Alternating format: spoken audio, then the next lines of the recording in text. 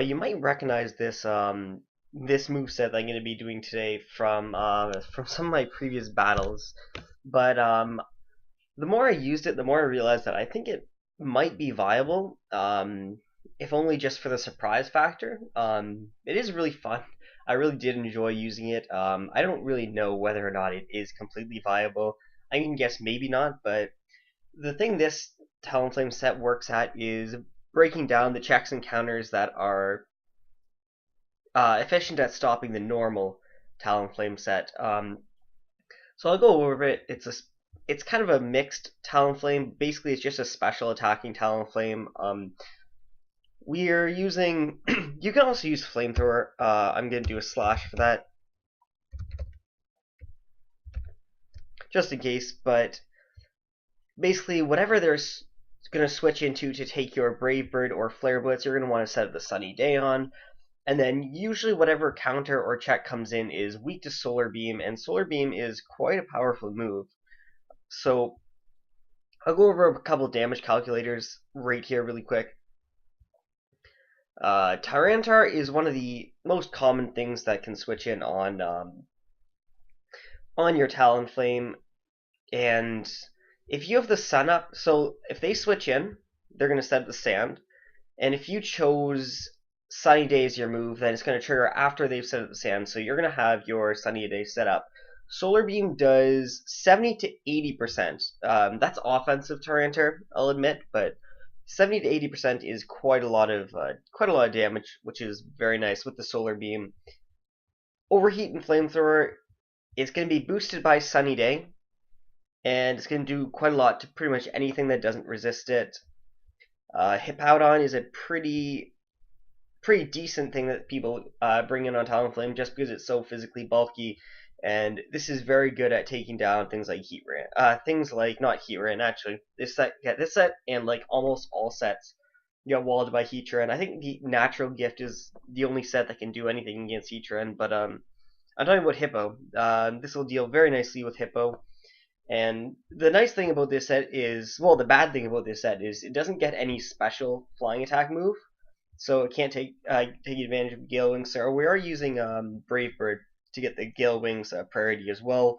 It's still really good. It's still a good move. It's still a very powerful move. 120 base power, coming off 81 physical attack, which isn't bad. As you can see, they're pretty close anyway when you look at it.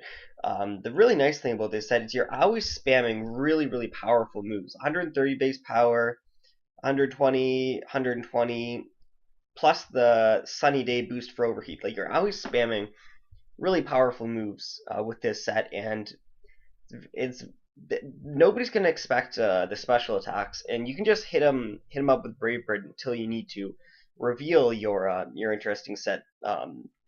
Still does a lot to Laddie, still does a lot to stuff like Gengar, still does a lot to a lot of frail things that are going to be faster, which is very nice. We're going with Naive Nature, which is plus speed minus special defense, because the only things that are really going to get around your Gale Wings are Extreme Speed and Weavile's Ice Shard, which out prioritizes you and does a lot because Weavile is really good, so we don't want to be lowering our defensive stat. This speed, 168 plus with a plus speed nature, lets you outspeed stuff that you aren't able to hit with Gale Wings Brave Bird. So I could be wrong, but I think this outspeeds Scarf Tyranitar. Don't quote me on that though. It's possible that it outspeeds Scarf Tyranitar. However, I do know that it outspeeds Raikou and Thundurus, which are two pretty common things that you can't hit with Brave Bird. And after Thundurus and Raikou, there's not a whole heck of a lot you really need to be outspeeding anyway. It's possible that Mega Diancie will give you trouble. I honestly don't even remember how fast it is.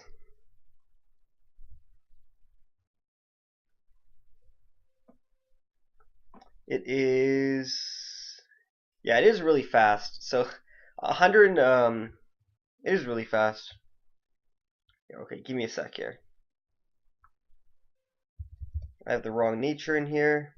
Okay, I had the wrong nature in the damage calculator. You do outspeed Mega Diancie, so if you Sunny Day as they switch in, hoping to completely wall you, you will be able to hit them up with the Solar Beam, and Solar Beam is actually a solid Oko on Mega Diancie, which is quite nice. So you will quite easily be able to take them out. They definitely won't be expecting it. Another thing that likes to come in is Rotom Wash.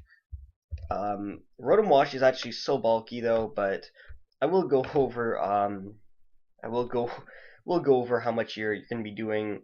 So Solar Beam does 73 to 87%, which is a lot, a lot, a lot.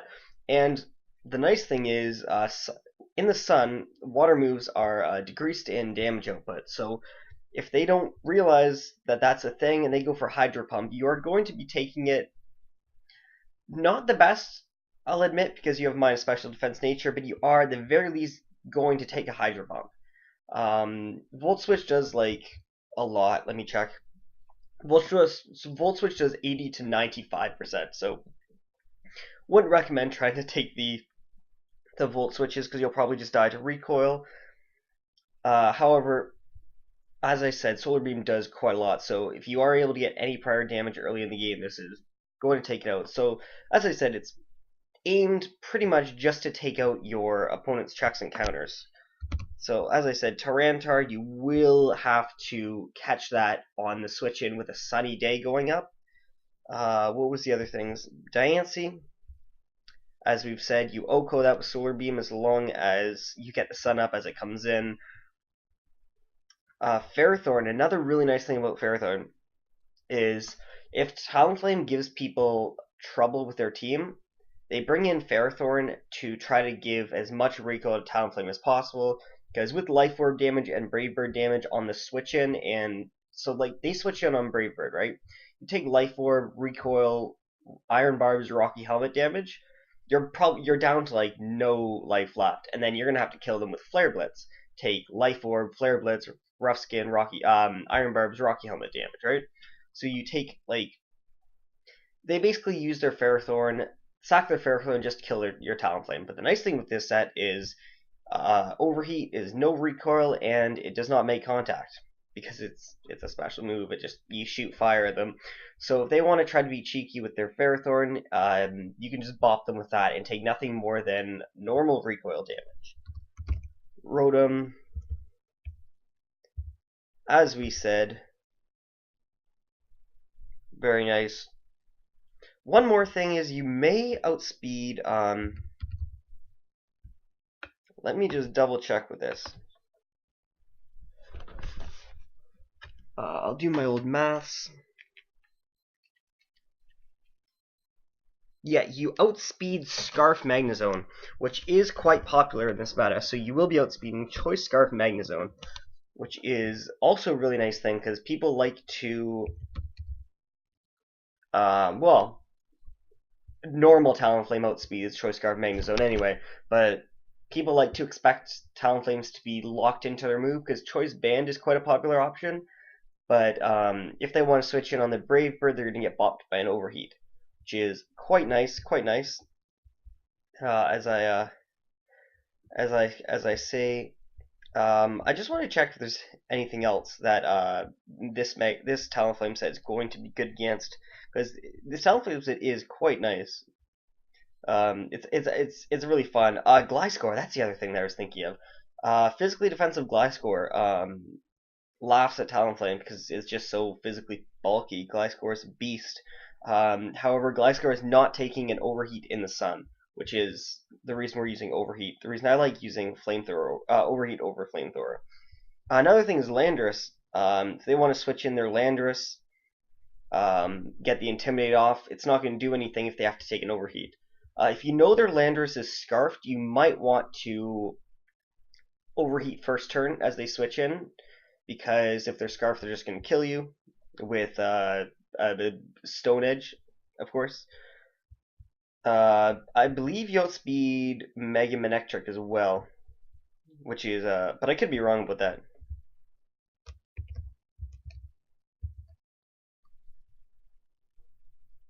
Yeah, no, never mind. Jesus, Mega Manectric is so damn fast. Oh yeah, I was wrong about that. Ignore that.